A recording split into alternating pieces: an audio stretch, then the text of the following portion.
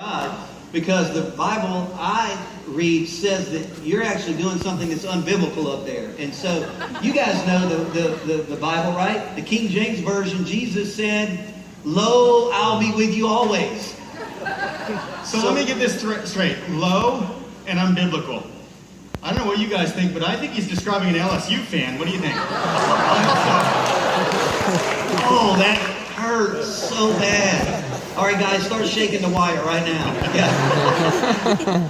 Man, I guess you're right. I'm always low and depressed and discouraged, and so I'm getting rid of all my purpley gold. No, man, it's great though to have you joining us, Nick, and I'm always amazed at watching you perform, and you to do this the way you do. You didn't just wake up today and decide to do this, or even a year ago. How long have you been walking a wire? About 30 seconds now. I actually, believe it or not, my mom was 6 months pregnant with me and still walking the wire. So in reality, I've been on a wire longer than I've been alive.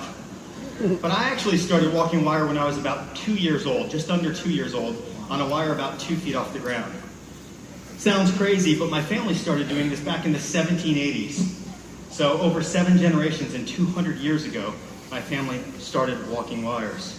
Actually, yesterday there was a story on TMZ about one of my great aunts who's 80 years old and still performing. Now, if that's not the never give up attitude, I don't know what is. 80 years old. That's obviously it's in your genes then for you to be able to. It is, Buffalo genes. I say that because they pay me to say that. Oh, so this service is brought to you by Buffalo Jeans. So, so it's part of your family heritage. You guys have been doing this a long time, but you've also had to train a lot. You've done some crazy walks. You're walking across Niagara Falls, the Grand Canyon.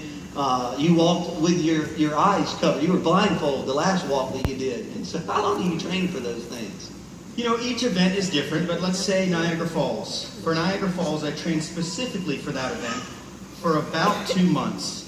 And during my training, we bring in wind machines, create winds of, for that walk, 90 miles per hour. We knew through studies that the winds wouldn't exceed 65 miles per hour. So it's all about overtraining and over-preparing if that's possible. Yeah, well, I would definitely over-prepare if it were me. You know what I like? I'm watching you. So you're walking here, and some people here don't raise their hands during worship, but there's a lot of people raising their hands right underneath you right now. That's so funny. So you obviously do a lot of training, and I've noticed too, even in those walks, you obviously come into sometimes adverse conditions. In fact, we're going to turn the wind machine on right now. That would be great because it's really hot up here.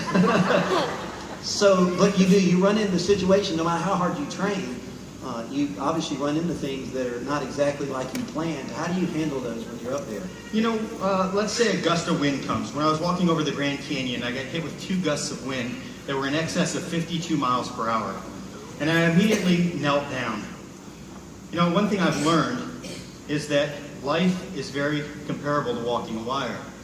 When those winds and waves come, I get on my knees.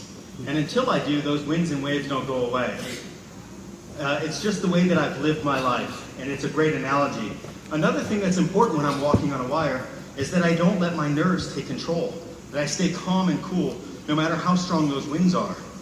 You know, I think Jesus was probably the perfect example for that.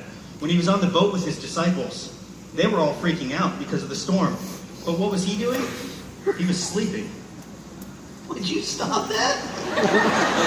You're scaring me, man. I'll get on my Posturepedic. You can have the wire, right?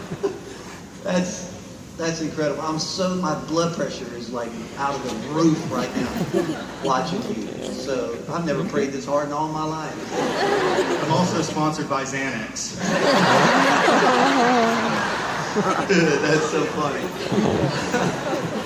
Okay, so I've noticed this about you as well, that you talk to your father while you're on the wire a lot, and so he seems to be in your ear and helping you process things and walk through these things. So tell me, how does that work? You know, again, another great analogy, but my father is always in my ear when I do these big walks talking to me. For instance, when I got hit with that 52-mile-an-hour gust of wind, I wanted to freak out, but my father was the sound mind in my ear saying, "You're fine. You've trained," actually at that point I trained in 120 mile an hour winds. And he said, "You're not even close to what you've trained for. You'll be fine." So he's always there to calm me down.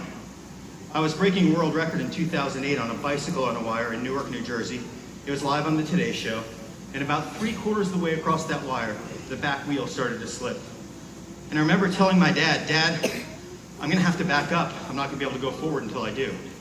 And I remember my dad saying, "No, don't back up," and almost arguing with him. But I ended up listening to my father, and I was able to make it into the other side safely. Well, I think you should keep listening to your dad. Amen to that. So you really amaze me. Thank you for using your platform because, hey, what's going on right now? I'm not sure. Everybody pray. Amen. Always when I'm on the wire. But it does amaze me that when you're up there walking, how you always praise God. And thank you, Nick, for using your platform to praise Jesus like that. It's authentic. It's real. What a great example. Yeah. Come on, sir. Give it up.